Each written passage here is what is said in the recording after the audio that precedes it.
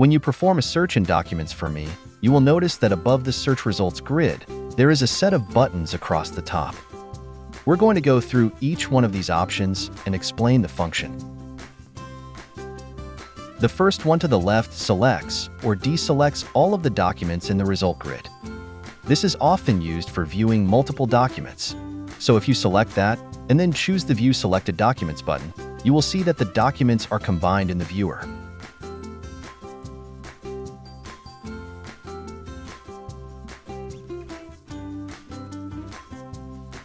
The next button is Column Visibility. When you click the Column Visibility button, you will see all of the columns that are available for viewing in the search results grid. The ones that appear darker are the columns currently being displayed. Since we're only searching for invoices, we can hide the columns relating to purchase orders and vendor agreements.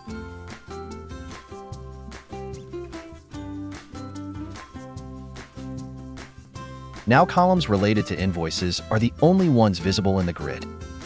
To toggle the other columns back on, just click the Column Visibility button again. The next button is called View Related. To demonstrate how this works, we're going to perform a new search. Again, we're only going to search for invoices, but this time only search invoice numbers that equal 5461.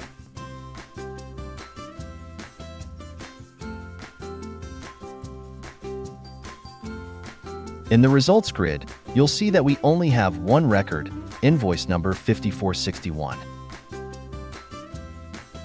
When we click the View Related button, another result will appear. A document with a purchase order number of 5461.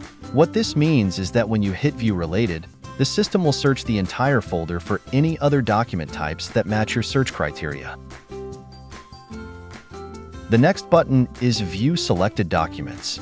If you highlight multiple rows, you can then click this button to stitch the documents together in the viewer.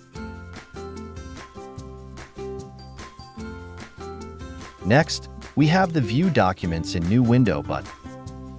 What that means is that rather than seeing the document in the viewer on the right side of the screen, it will open the document in a new tab in full screen mode.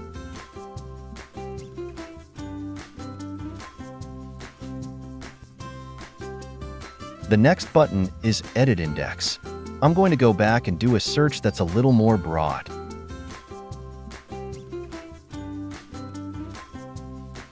Let's say that when indexing, an incorrect invoice number was entered, and we'd like to fix that.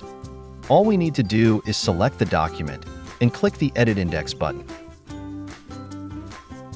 We'll enter the correct invoice number, then click Save.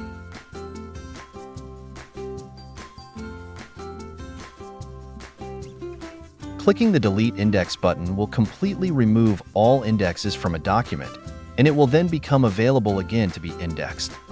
Clicking the Delete Documents button will delete this document from the system. Archiving a document will flag it as archived in the system, so it doesn't show up in regular search results. Restore removes the archive flag so they show up again. This is often used to archive documents before a certain date. Lastly, Send Invalid Index Notice sends an email to a department admin that a document has been indexed incorrectly.